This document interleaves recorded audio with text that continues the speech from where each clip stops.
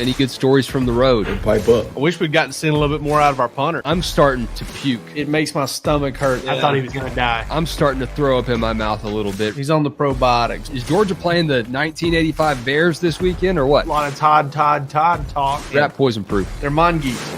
We will not be hunted at the University of Georgia. I can promise you that. The hunting that we do will be done from us going the other direction. Hey there, everybody. Can y'all hear me? Oh, yeah. Good? We got you. Palmer, let me get a mic check. Yeah, I hear you. All right, Palmer's good. Jake Rowe, welcome in. This is the Georgia show. It is the Bobo show. Past couple weeks have been rough on the Todd part of the intro there, as we've lost Todd Blackledge.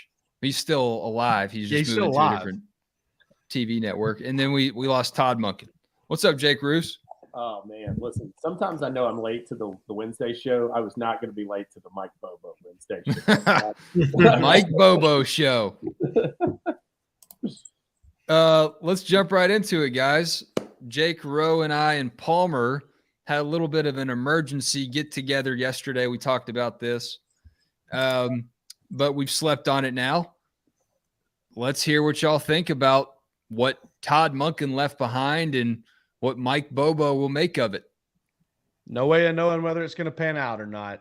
Just trying to add context, I think, to what Mike Bobo did at Georgia when he was there before. And, been just looking through a lot of numbers, talking to a lot of people, spoke with several former players yesterday who, not on the record, but a couple who just like saw my tweets and called me up and was like, hey, dude, I mean, really excited Mike Bobo's back. I think he's going to be awesome. He was one of the, and I brought this up on the show yesterday, and Roos, we've talked about this, I believe, on this show. We were standing together when we found out that Mike Bobo got hired to be the head coach at Colorado State, and we looked at each other and we said, I feel like something bad just happened to Georgia. And boy, we nailed that one. We may not have got anything right since then, but we got that one right. Well, why did y'all feel that way? It just because he was running the program, man. I mean, listen, I've got all the respect and admiration for Mark Richt that I could possibly have. I think he's a phenomenal man. And I think that if his wife and he and his dad and Dave Van Hallinger, his best friend and strength and conditioning coach, if there wasn't so many medical issues there and those guys having to fight battles there, I think he would have probably been able to sustain a little longer than he did. But he wasn't. And I think he kind of burned out a little bit there at the end of his time at Georgia. And I think Mike Bobo probably for that last at least 3 years and maybe 5, he ran the program. I mean, he wasn't the face of the program, but, inside out, just the administrative part of it. I mean, he was 1/3 head head coach, 1/3 offensive coordinator, 1/3 recruiting coordinator.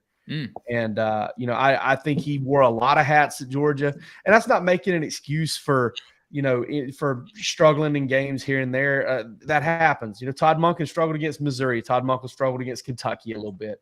So let's not, I don't want to put it all on him, all on the other stuff he had going on, but he wore a lot of hats at Georgia. And we'll get into stats later on, or we can get into it now, I guess. 17 games in 3 years, Georgia allowed 30-plus points. And Mike Bobo and company went 9-8 against those in those games, with some big wins and some losses that were heartbreaking. The prayer at Jordan Hare's in there. Georgia's allowed over the past 3 years, that was a 3-year span.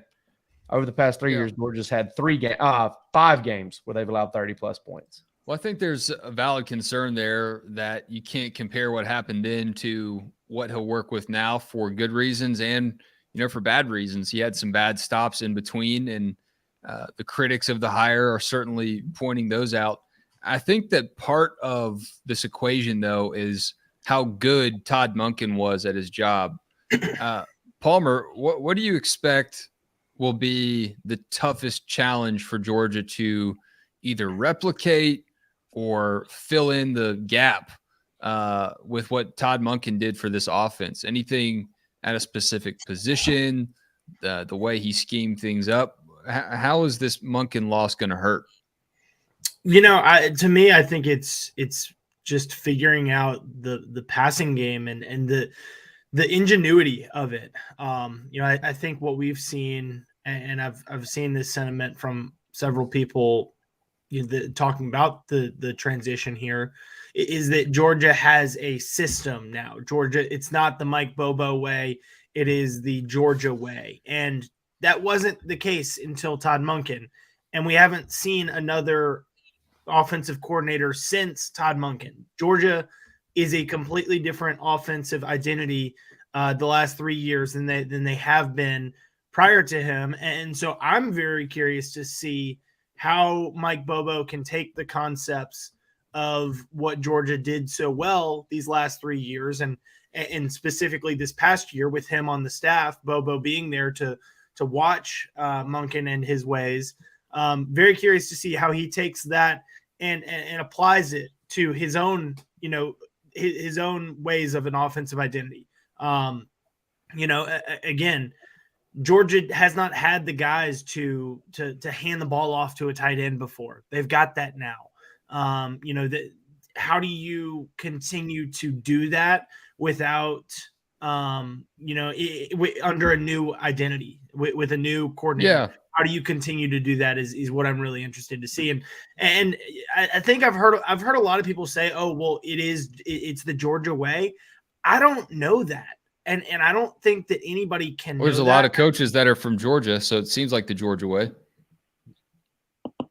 I mean, they're all dogs, Palmer. It's all dogs all the time. Well, I guess what I'm saying is, why is there the confidence that Georgia is going to continue to run what Todd Monken ran? Probably because it worked. I would assume that because it worked so well. Well, they've all been in that foxhole together for a whole year. Listen, I can't guarantee it, but I can guarantee you this. I can guarantee you there are some full-blown idiots if it doesn't get done that way. Oh, no, I completely they've been agree. immersed. They've been immersed together for over a year in the same system, and they've all been using the same terminology. And those players have heard that terminology come out of Mike Bobo's mouth. And listen, he'll add to it. He added to it when he came. There's a reason when Todd Monken was on his way out the door, he was like, "You better hire Mike Bobo. He's big time."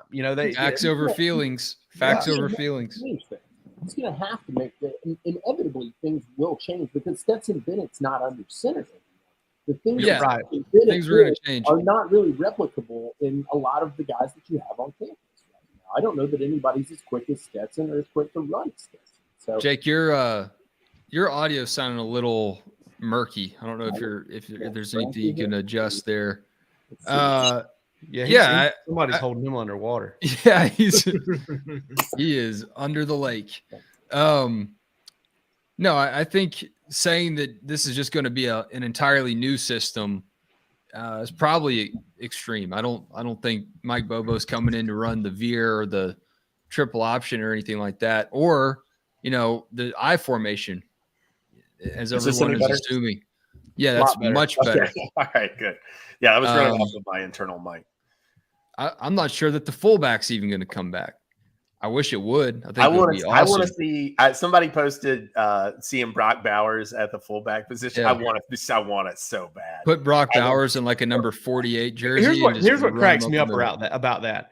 You're gonna have hyper anti-Bobo folks that Brock Bowers is probably going to line up in an offset eye or something at fullback at some point, and they're going to go bananas. Right? They're going to go bananas. But they didn't go bananas when Brock Bowers was left in to pass protect on 3rd and long when Todd Monken was and I've found myself kind of having to say, like, in discussions, like, man, I think Todd Monken was fantastic. Okay. But Mike Bobo gets raked over the coals for his quarterback decisions, and Todd Monken tried to run Stetson Bennett off. He started DeJuan Mathis. Okay. So sometimes the mistakes you make don't come home to roost like others do. And Stetson Bennett being hard-headed saved Georgia's ass. It just did. I mean, it saved Georgia from having to deal from having to play DeJuan Mathis more than it had to, because DeJuan Mathis wasn't a really good quarterback. It saved Georgia from having to You know, maybe play Carson Beck last year before he was ready. And I just don't know. I don't understand how you could kind of look back at Mike Bobo and the time he spent at Georgia, especially those last 3 or 4 years, and say, you know what, that's who he is. And this is not a better situation. It is an astronomically better situation. 17 times 30 plus points scored on Georgia with Mike Bobo as offensive coordinator. I'll bring this up because, and this is something I was going to ask y'all anyway. I was 8 years old when Mike Bobo took over as the Georgia offensive coordinator. Man, I wish you had sent. I wish I knew you were going to make that point, because I would have asked you for a photo of 8-year-old Palmer to put in the show. Go ahead. I'll look back and It's all right. It's all right. Just focus on. I was 15 when Mike Bobo left Georgia. I don't remember watching it. I did not watch a ton of Georgia football. What are the games that I need to go watch to understand the good, the bad, and the ugly with Mike Bobo offense? South and Carolina. Auburn and South Carolina stuff. We don't know, you know, because he spent the past year with Georgia's personnel. And I mean, the thing about it is I think if you go back and you watch it every year, right? You started 2007 because that's his first. 2007 is going to be a little different in 2008 than 2009 and 2010. There's all this criticism about no motion. It was like 80% when he was at Auburn, which was his last stop. It's, you know, there's, you know, folks, the recruiting. Well, Roos and I were talking about it today. All right. Let's talk about okay. You know who Kirby Smart didn't like recruiting against when he was at Alabama? Mike Bobo, because Kirby Smart thought he had Malcolm Mitchell and Jay Rome, and he didn't, because Georgia had him. You know, when Mike Bobo left, Georgia lost any chance of keeping Van Jefferson or Darius Slayton. Both of those guys are in the NFL right now playing. And Roos and I were talking about that the other day. Well, Darius Slayton, stud. So, I mean, there's all this talk of like, well, Bobo had, and I see our man Matthew C over here in the comments talking about how Bobo had played a hand in that talent acquisition. Yeah, he did, for sure. So did Brian McClendon. Brian McClendon's on staff. So did Stacy Searles. Stacy Searles is on staff. All those guys are recruiting real well because Georgia's a different machine now. And, you know, I honestly believe with everything I got that Georgia's culture and what Georgia has going on, the talent, guys like Brock Bowers that give you the scheme versatility they do, and a stud offensive line, they elevate offensive coordinators. Todd Monken got elevated at Georgia. He didn't win anything before he got to Georgia. He was a good coordinator. They scored some points in the Big 12, and the same folks here will make fun of the Big 12 for not scoring, for not being able to play any defense. Big 12 is pretty bad defense. It was then. It really was. I mean, he was averaging almost 50 a game in the Big 12 with a quarterback older than Stetson Bennett. Yeah, Whedon was ancient, dude. He was dusty. Right. Now, yeah, he was like 29 or something when he got in the NFL. So I haven't heard anybody say this yet, but I'm interested in how you guys feel about it. I'm personally excited to see what Mike Bobo can do with this talent. I really am. Yeah, I think that it's not something he's ever had in his career. It's a totally different thing. Now, listen, I'm not saying the guy's the end all be all. The guy's not Bill Walsh. I mean, but I mean, at the same time, he did it with some lesser talent. He put together some really competent offenses with much lesser talent than this. I don't know what this opens up for Mike Bobo. Bill Shanks and I were talking about this on the radio the other day. The idea to me of what he's coming back to, right? Do I think wide receivers better? Yes. Do I think tight ends better? Yes. To me, the big difference. To me, the difference better and deeper. Yeah. To me, the big difference is the offensive line. And what does that change? What does that allow Mike Bobo's system to do when the offensive line is so significantly better? We don't know that answer because that's never been the case, right? So I've got to say, I'm willing to give the guy the benefit of the doubt. He coached some exciting ones, and listen, I was in those stands screaming at him too at one point, but I don't think that it was ever what he had then, and he put together some pretty damn good offenses back then. Oh yeah, I never yelled at Bobo, for the record. I only yelled for him, just cheered for him all the time. But if you take let's say you take like his last 3 years at Georgia, like which I felt was probably his best 3 years, and I think probably the most relevant 3 years. Best in Georgia history, one of them. Right.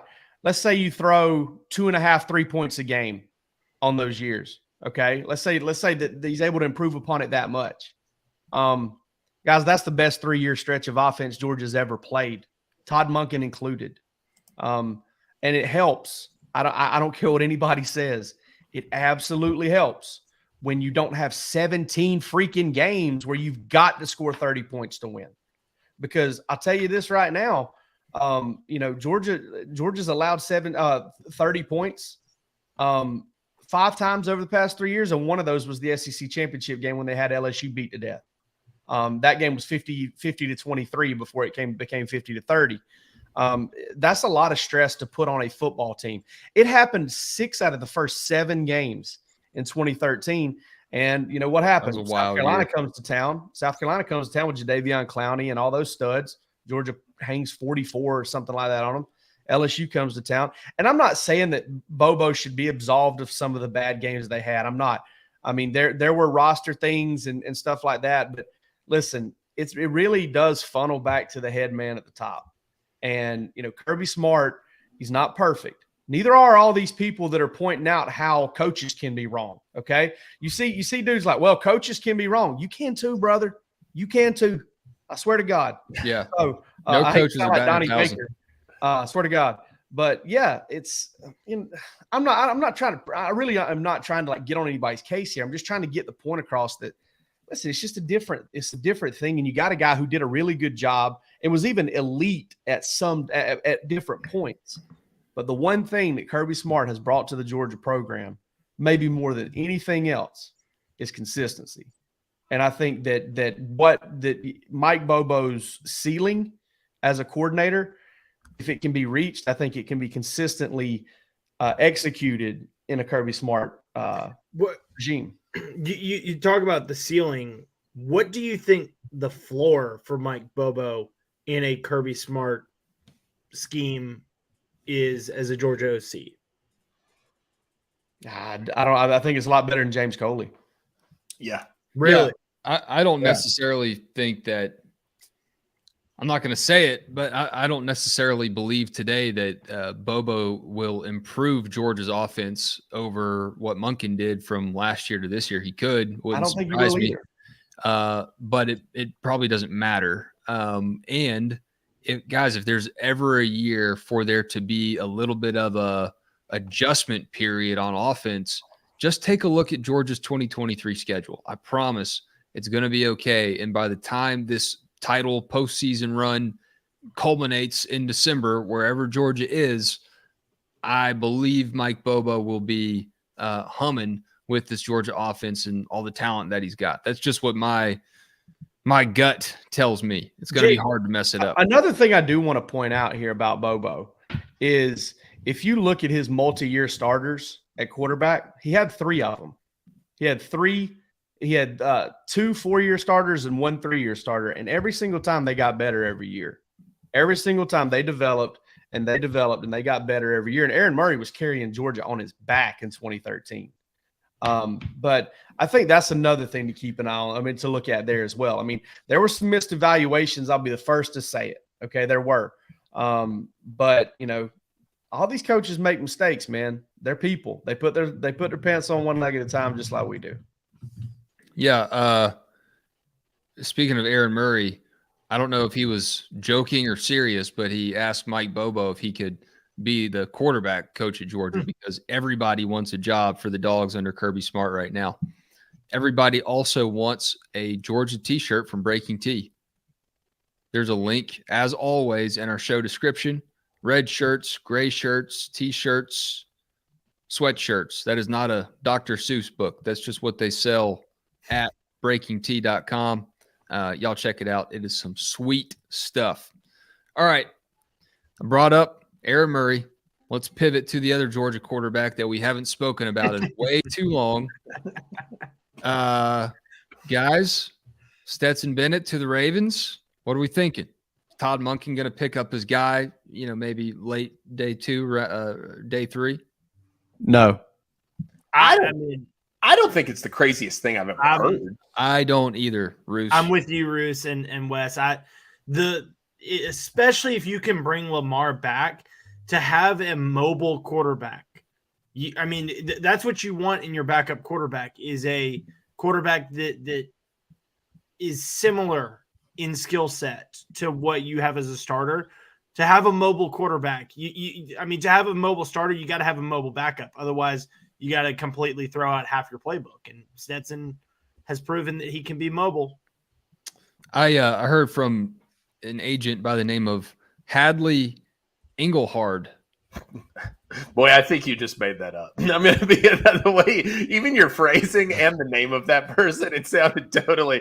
It's Mr. Hadley Engelhard. Hadley Engelhard. If that's a fake name, then he made it up. Okay, because that's what he's running with on the 680 The Fan. He was on Chuck and Chernoff today, and he was talking about Monken's NFL contract, and he guessed it could be in the ballpark of about $3 million a year, which is more than he made at Georgia, of course. But to Palmer's point, they still don't know what Lamar Jackson will do. So that right there kind of gives me a little bit of pause. You know, if they can't lock up Lamar, which you would think they would, you think, you know, Monken's not going to take this job if he doesn't know that he's going to have some stability there.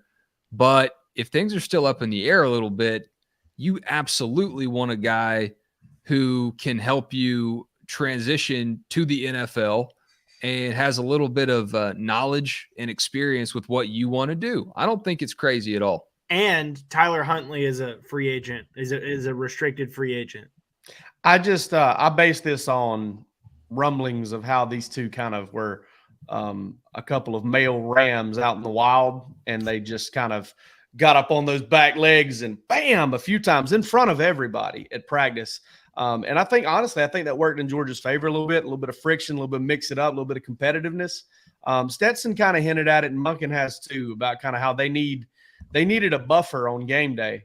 And that buffer was named Buster. And Stetson talked about how that guy needed to be there because both of them get pretty heated. I don't necessarily think those two are meant to work together, especially in a pro setting. I would be shocked if they worked together. Wow. That's some knowledge. You know what would be fun, though? What would be fun, and I'd love to see it because I love the kid. I do.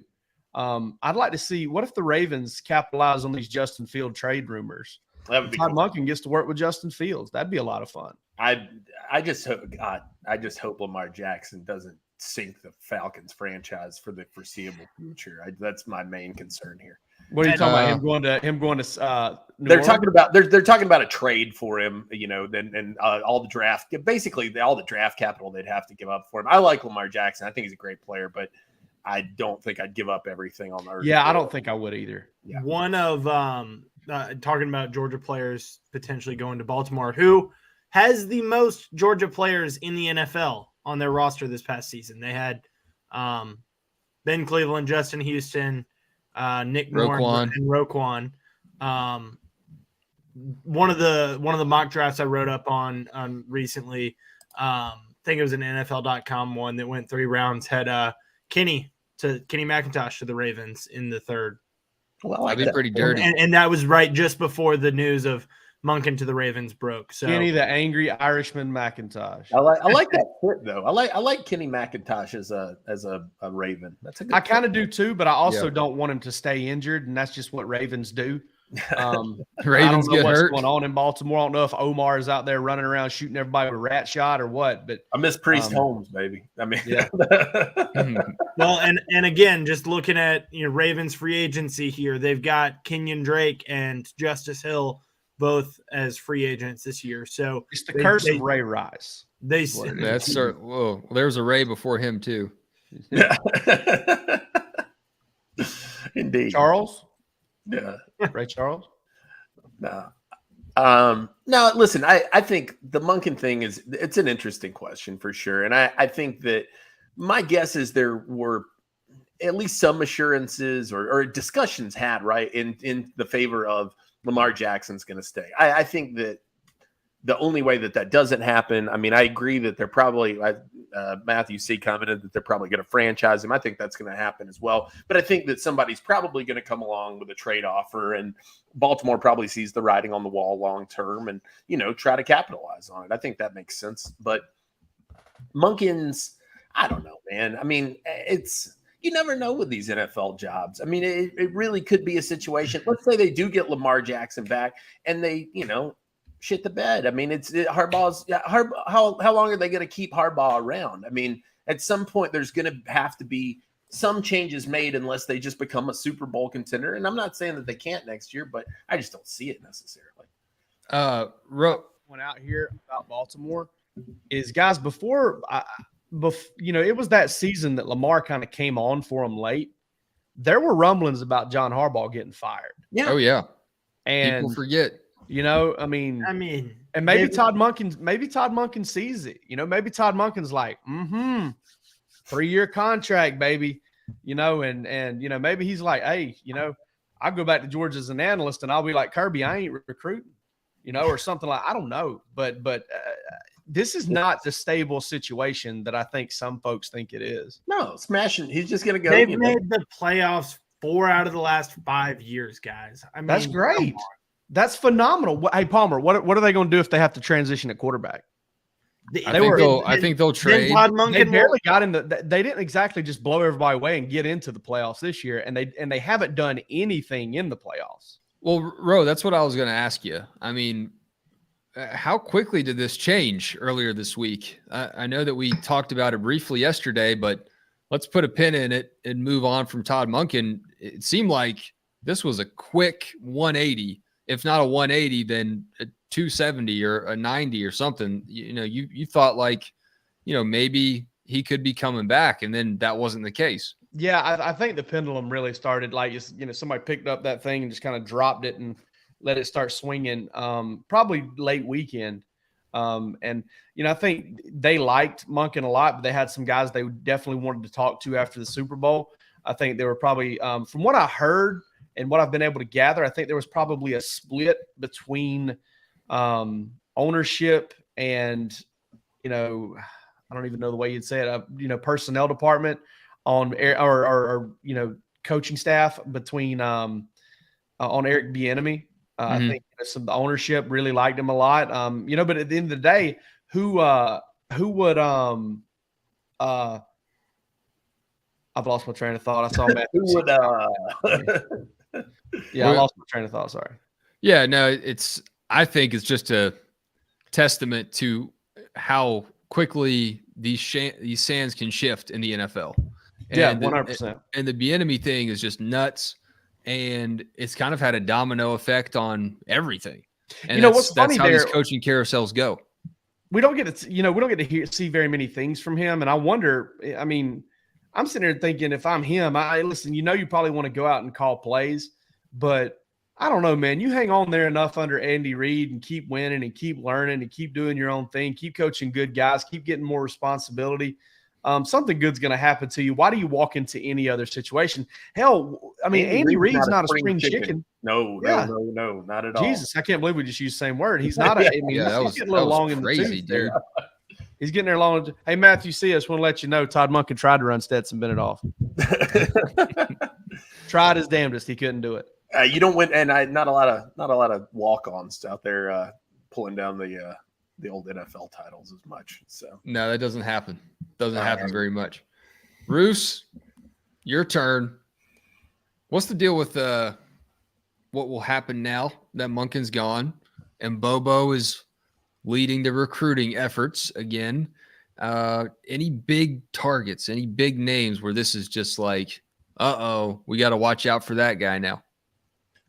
No, I mean, I don't think that there's going to be much of any change. And probably, if I'm being honest with you, and I wrote this on the board the other day, I think Georgia's just got better in the recruiting aspect of the game. I think Mike Bobo will do a better job. I don't know if he'll be a better offensive coordinator than Todd Monken. That's a lot to live up to. I think he will be a better recruiter than Todd Monken. And evaluations aside, I'm not talking about quarterback development. I'm not talking about the guys that he's looking at. I'm talking about the guys, getting guys in the door.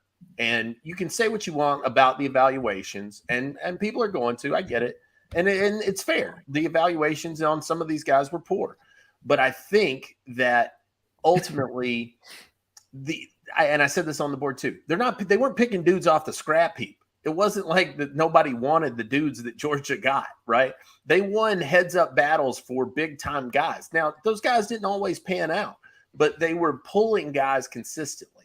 I think that that's what's important in this aspect. And so when I'm looking around at the guys out there, Ryan Puglisi has already come out. He sold Chad Simmons over the weekend. I've heard all the stuff on Monken. Doesn't matter to me. I want to go to Georgia. Bingo, bango. Done. I'd touch base with him. He spoke to me very briefly and just said, hey, look, I'm looking forward to working with Coach Bobo. Bingo. All right. Dylan Raiola. Familiarity there? A bit. I think he had a chance to meet with Mike Bobo through his travels into Athens. The big aspect for me that plays really well in Georgia's favor when you're talking about Dylan Raiola, you know who Dylan Raiola's mentor is in a lot of ways. A quarterback is Matthew Stafford. And the guy who helped him become the number 1 pick was Mike Bobo. So that's probably going to play pretty well too. Gosh. The third guy that Georgia's looking at quarterback right now that it feels is Jake Merklinger. Jake Merklinger is from Savannah, Georgia, an area where Mike Bobo has historically recruited well, and he's openly said he has a relationship already established with Bobo. From the coastal plain, baby. The 912, the Golden Isles. From a pure recruiting standpoint, I don't think it changes at all, and I think it honestly helps you because Mike Bobo, we saw him out visiting kids with Kirby when there were guys off the road. That's what I wanted to bring up.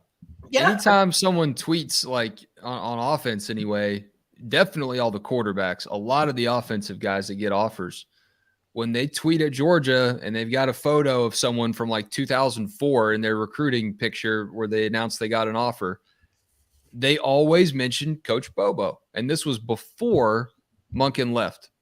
So that showed me just how active the guy's already been on the trail for Georgia. And that's, that continuity, that consistency, those relationships matter so much, and especially to Kirby. There's something to be said for individuals who love the college game. Todd Monken's not one of those. Todd Monken loves ball, and he wants to coach ball and go home. There's something to be said for those who just cannot get enough of this college game. And Mike Bobo is one of those guys. He's cut from the same kind of cloth that Kirby is in that regard. Bobo had times in his career at Georgia where he could have made jumps to the NFL. I don't know if it was as a coordinator or as a quarterback's coach. Todd Monken didn't jump into the NFL world as a coordinator either, guys. He was a wide receivers coach. So, but I know he had opportunities, and the guy loves the college game. And a lot of coaches like Bobo, like Kirby Smart, like Nick Saban, they love the college game because they can get 5 first-round draft picks a year. Because that's the way it works for him. And I mean, listen, like Ruth said, Bobo had some years where he had some bad evaluations, but I'd also like to point to this. When could any of those evaluations worked out for him? 2 years, 2009, 2014, because otherwise Georgia had Matthew Stafford, David Green, DJ Shockley, and Aaron Murray hogging up 12 of Mike Bobo's 14 years at Georgia. So it's not really a whole lot of opportunity for a lot of other guys to do stuff. But I tell you what, Christian LeMay, Logan Gray, Zach Mettenberger, Bryce Ramsey, highly recruited. Now, Bauta. Bauta wasn't as highly recruited. And I think some people may have thought that he might be an athlete, play some defense. I don't know. That was a little bit of a disaster, but Bauta was a very good teammate and a locker room guy, whatever. Probably never deserved a scholarship. As far as being a quarterback as a scholarship, I'd like to have seen what he could have done otherwise. But a guy who did a really good job at Georgia of being a great teammate and being there, got Jacob Eason, right? Bobo got Jacob Eason's commitment. Now, the evaluations may have been bad. That's fine. But I think it shows your prowess as a recruiter when you go head-to-head with the best of the best for top quarterbacks, even if they don't pan out, but you're able to land them. Because that, to me, shows that you can be convincing and you can sell your vision as a coach. And I think that Bobo has shown that he can do that. Not to mention, instead of driving a John Deere lawn tractor, he's driving like a 600 horse Massey Ferguson now. Yeah, and like I said, to me, not only is it a benefit offensively, all right, you're going to get those guys, but Mike Bobo is still one of the more respected names in South Georgia. You've got two guys on this staff right now, and Del McGee and Mike Bobo, who are absolutely lethal below the gnat line. Dogs. I mean, and I think that that's going to continue to be successful for Georgia. I really do. We talked about, what was it? Trent Thompson was a guy we mentioned. Ray Drew. Say what you want about those guys. Everybody in the country would have taken those guys. They all wanted them. Mike Bobo, they all did. Mike Bobo got those guys. He brought them in, man. I mean, so I think it's, from a recruiting standpoint, I think it's a total win for Georgia. I don't see it as anything other than that. Like I said, we'll see what the guy does on the field. We'll see if the evaluations get better. And we'll see if how the development plays out. But when it comes to getting dudes in the door, Mike Bobo is one of the better ones that Georgia's had in there. And I think that he'll be a worlds better than Todd Monken was at that, because Todd Monken did not relish that. He didn't do it. Right. Well, yeah. He did it, but he didn't relish it. Recruiting is like blocking. Recruiting is like blocking. If you really, really want to, you can do it. Yeah. I got a quick question before we jump into something else. How do you guys think Todd Monken's going to fare in the NFL? I think he's going to do really well. I think it'll be fine. I don't know that I think it'll probably be like it was in Tampa Bay. I mean, they'll probably put up some points and they'll, it'll be fine. I don't know again, that they'll win a Super Bowl. A lot of it depends on the quarterback. And can they keep Lamar around? Can they keep him happy? Because they've got some players around him. I think he'll be pretty good. They don't have. I mean, I'm worried about they don't have very much wide receiver talent at all there, and Lamar has kind of shown that he's not exactly very good this wide receiver talent. I will say, having Mark Andrews there, that's a good thing. I don't think he's the freak that a Brock Bowers is, but I mean, let's look at Todd Monken's NFL career, and if Mike Bobo's time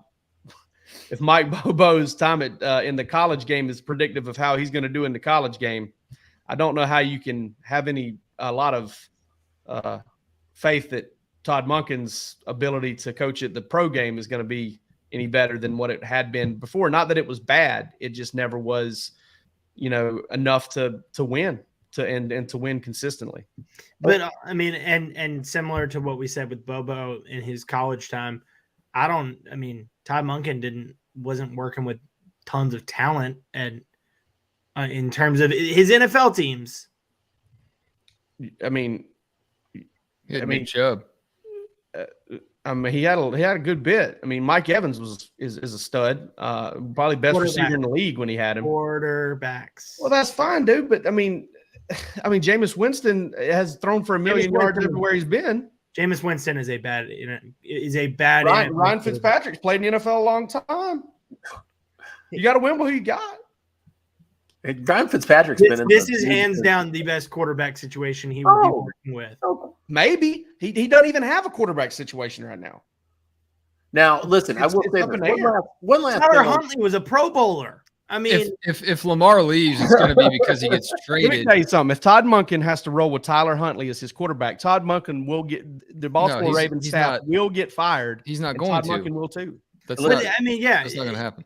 That won't happen because if Lamar leaves, they're going to draft a quarterback. Yeah, well, if he leaves, it may be because they trade him too. Like they have options to not. But I would like to point out, Todd Monken did work with 2 number 1 overall picks at quarterback. Maybe 3 that were not good pro. Yeah, the Ravens are a legit contender though. I think in the AFC. I know it's like the Chiefs and everybody else, but he's in a good spot. Yeah. Yes, this is the best, most contender. It's kind of like a Bobo situation for him in the NFL. Possibly. Now, one last thing on the recruiting aspect. I think it is going to be wildly effective to have Kirby Smart, Will Muschamp, and Mike Bobo sit down with a kid and say, look, the battery of this team, we all love this place. We know what it takes to be in this place. I think that is it. If anybody can think of anything like that's happened before, please point me in that direction. I don't know. I was racking my brain trying to think about programs that just had their alums just calling the shots, running the show at multiple spots, the important coordinator positions. I don't know, man. I really don't. I mean, Spurrier at Florida, that's the comparison that is accurate between, Smart and Spurrier. But beyond beyond the head coaching spot, I don't know that Spurrier had a ton of former Gators running the show for him on offense and defense. You don't see it a lot outside of like analyst positions or basically honorariums. Guys come back and, trying to work their way up through the ranks, et cetera. I mean, to be guys on this level, it's very, I can't think of anything like it personally. And I think that that's the kind of thing that's going to play incredibly well as you move forward. And, we talked about this on the board too. And I think, Wes, you brought it up, the idea of stability moving forward, the idea that you're not probably. Palmer, you wrote about that today, didn't you? I don't think I did. Just say yes. Just say yes. Well, I'll write about it tomorrow then. No, I love the way Palmer responds to stuff. I don't think I did.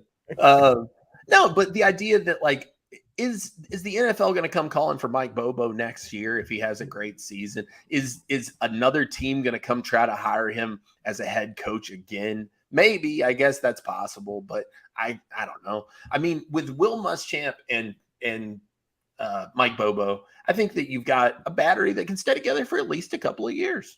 Yeah. And I think that's huge to sell on recruiting. Yeah. And it goes deeper. It goes Brian McClendon. It goes Todd Hartley. I mean, it gets in there, man. We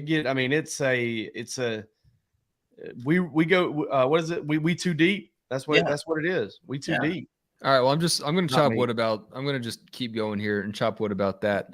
Now you've got guys that are stable, like we all mentioned. They're all dogs. That's great. That's cool.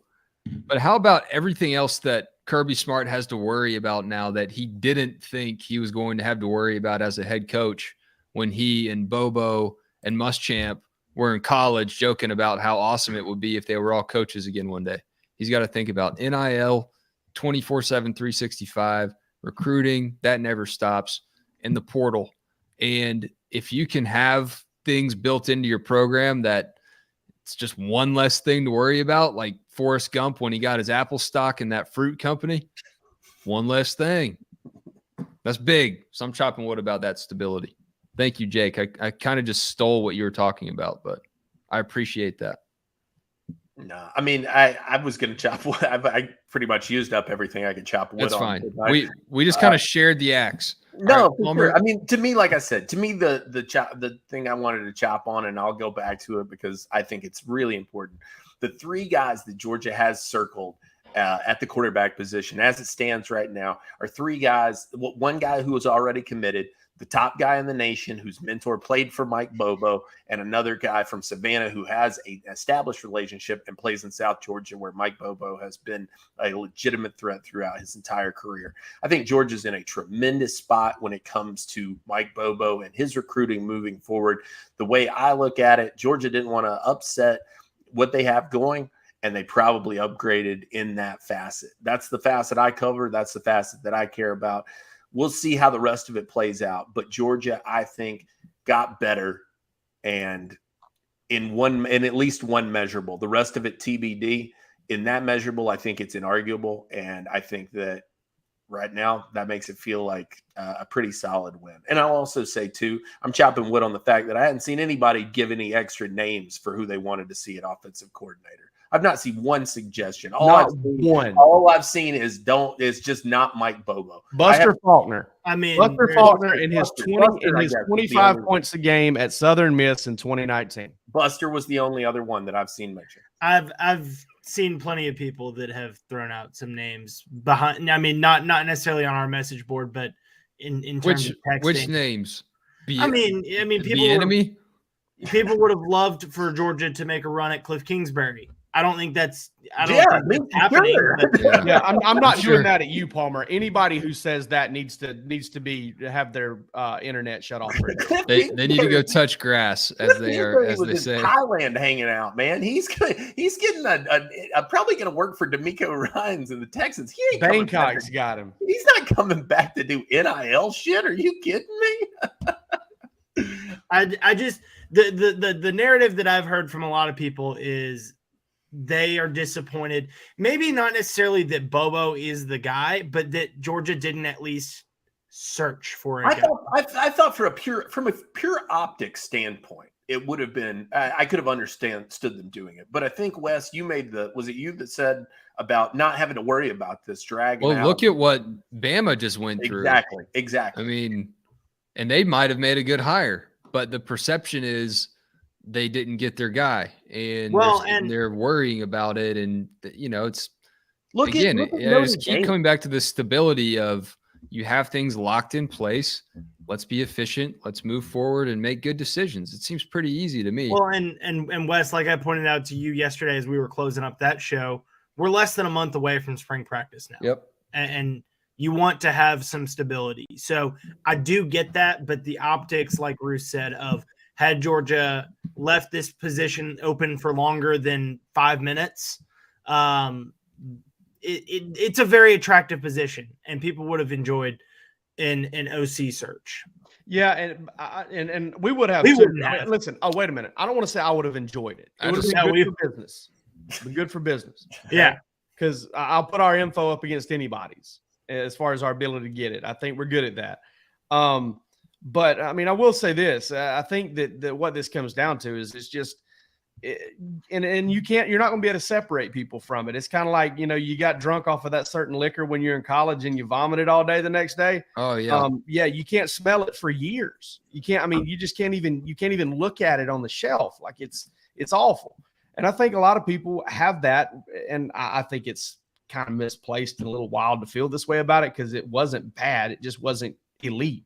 But I think folks have that taste in their mouth about the Mark Richt era, especially how it ended and how boring it was in 2015. Listen, Todd Hartley was met with gale force winds. Maybe he learns under Kirby Smart, they said. Well, Todd Hartley has panned out quite well. Brian McClendon, do we bring this guy back? Trey Scott was direct. I'm just talking about these. I'm talking about these Mark Richt retreads, right? These from the Mark Richt era. Again, met with some, Brian McClendon, for real. But that one was accepted more because Brian McClendon was known as the guy who got Todd Gurley and who got Sony Michel and Nick Chubb and Isaiah Wynn and Lorenzo Carter, and keep it going. But and then here we go. Stacey Searles comes in. That's a buddy hire. You had people blaming Mike Bobo for Stacey Searles getting hired. Like somehow Mike Bobo has gotten his tentacles into a national championships head coach's, living room and from an analyst. From an analyst. Scissors, by the way. From an analyst. Listen, Georgia's 3 for 3. Let's see if they can make it 4 for 4. Mike Bobo back there just pulling strings from the analyst position. Everything is Mike Bobo's fault. Mike Bobo is the Illuminati. Yeah, he is. Mike Bobo was actually performing in the Super Bowl halftime show. I want to see Mike Bobo throw one of these up on the sideline. Oh yeah. Yep. We got just made Bobo it. a 9 out here. We just made it on InfoWars, Jake. Thank you. I got the documents right here. That's pretty good. That's a good Alex. That was good. Hold on, let me like get my face all juiced up and red, and I can really shirt off. Yeah. Is that going to make it in the next show intro? I don't know. I have hours of footage to filter through now, and I'm going to have to take all the Todds out, so I got to worry about that. Oh, so all right. Yeah, somebody else go chop wood, or am I alone? No, I think it was just you and me, Jake. Yeah. I'm going to chop wood on Palmer. I'm just okay. No, chop wood. No, I got nothing to say. I'll chop wood. You guys know me. I'm the Georgia basketball, other Georgia sports guy. I'll chop wood about Georgia baseball. Season starts on Friday.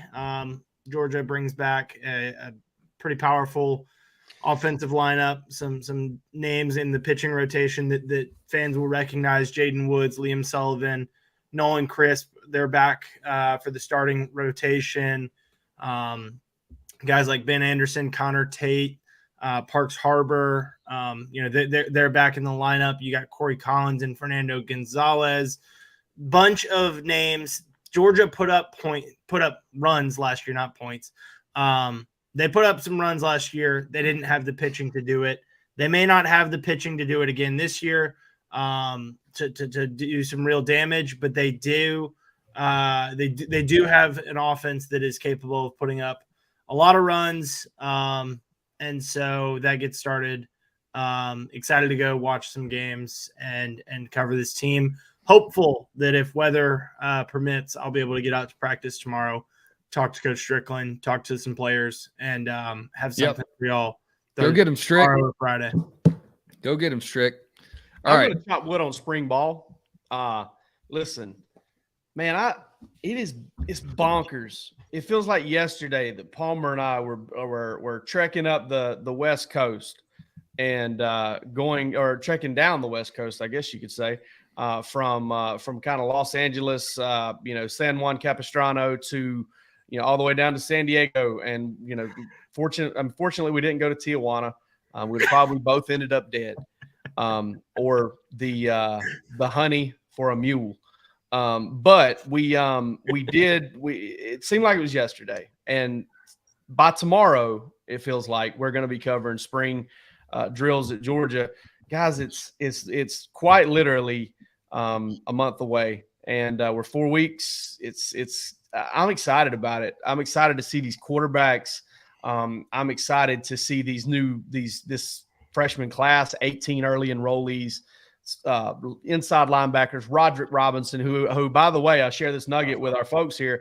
I've told has lost about 8 or 9 pounds. It's probably more in like that 219, 218 range right now, which is interested to see him move around at that speed, or that size. Sorry. This is going to be a fun spring. This is going to be a spring unlike, I think, one we've experienced in a while, because last year Stetson, we knew Stetson was going to be there. Honestly, I can't even remember the 2021 year at all. Really, I can't even hardly remember anything that happened. It wasn't very eventful. Did we get to go to the spring game in 2021? I don't even know. We didn't have one in 2020. Yeah, we did. JT was the returning starter. Yeah, I just didn't. Honestly, I can't. I was trying to think about it today, and I couldn't remember. A.D. Mitchell had a really good spring game. It was open. Okay. They had. So I just don't remember much of it. But it's been a long time since we had like a quarterback battle to play out during the spring. Mm-hmm. It wasn't 2019. It wasn't. Theoretically, it was 2020, but we didn't get to see any of it, and Jamie was gone. Yeah, and that situation changed so much, in a short period of time. 2017, 2018, 2019, no, probably 2016. It's probably been a good 6-7 years since we have gone into a G-Day game with a quarterback competition going on. Listen, I think Carson Beck's probably going to win it, but Gunnar Stockton. Jake Roos, is Gunnar Stockton at Georgia if not for Mike Bobo being an analyst? Very possibly not. He was committed to. He was an early enrollee. He was committed to Georgia. I thought he decommitted from South Carolina he did when Bobo got fired. But then he was committed to Georgia when Bobo was the OC at Auburn. Oh, he was. It's not. Yeah, I think you guys are onto something. I think we just kind of got the timeline screwed up. If Bobo doesn't leave South Carolina, maybe Gunnar Stockton sticks. Correct. Right. Yeah. But I don't think. I think that. But I don't think he was going to go to Auburn to play for Bobo. No. I don't think anybody was going to go to Auburn. It was only the two. Any sense to play for Brian Harsin? So it was only the two. Yeah, Jesus. What a terrible choice that would have been. And I even feel bad saying that, because that cesspool of a system and individuals they have hangers on in that program, what they pulled on Brian Harsin there that last offseason was pretty disgusting.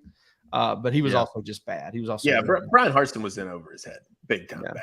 And I tell you what, though, I don't know. I'm probably about to make some friends with this, but the 75% David Koresh cult style coverage they get over there is probably they're putting it all on Brian Harsin now. They're not literally talking about the people who spread rumors about him having extramarital affairs last offseason. That's what's, and that same crew last year, they were the ones telling you, oh man, when Auburn faces adversity, this is when Auburn rises up. Auburn did not rise up. It just means more. Just made him a dead man walking. Oh, like shout out to Glenn Hartley for chopping wood on Bark After Dark. We appreciate that, man. Big Glenn. Show 2 under the belt. We had a great time with Ross Dellinger. If you haven't checked it out, please tune in. Who's coming up next week? Do you know? They have a surprise. Big surprise. Yeah, in flux right now. A big dude. Not. It's not. Listen, I'm not going to act like it's a super A-list celebrity. I mean, we're not going to have Russell Crowe on there or anything, but I can tell you who's going to be on Randy Bark After Dark next week. And Charles Barkley? Me as the producer. Yeah, we get Palmer back as the producer. He's the straw that stirs the drink. Thank God. We missed him. This past week. Well, that is good news. Well, hey, thanks for watching. And one topic we did not talk about tonight, but just went up on the DawgsHQ YouTube channel this evening. Jake Rowe and I talking about Georgia's SEC schedule reality. And how it will look. Yeah, the schedule in 2024 and beyond. So go check that out as your post-Georgia show viewing if you got a few minutes to kill. And hey, we didn't talk Georgia. Hey, we want Dasher too. You guys send Roddy an email and tell him to let Dash come on our show. We'd love to have Roddy. We didn't talk Georgia basketball, but maybe that's a good thing. I'd love to get the whole UGA sports crew on here at one time. We could tell some stories. That would be great. We all have stories with all those guys. It'd be awesome. Love those guys, man. All right. Love y'all in the comments, and I guess I love y'all too on the screen. This has been fun. Valentine's week production in the books. Y'all have a great Bulldog day. See you soon.